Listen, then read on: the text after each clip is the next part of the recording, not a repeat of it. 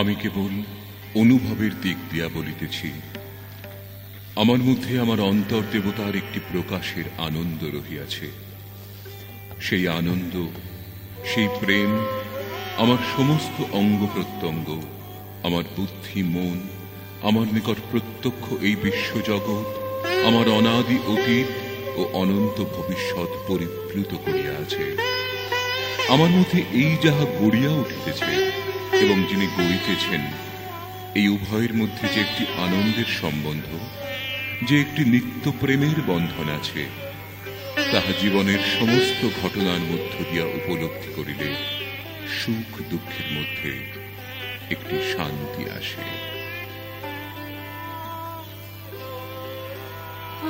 আরো কত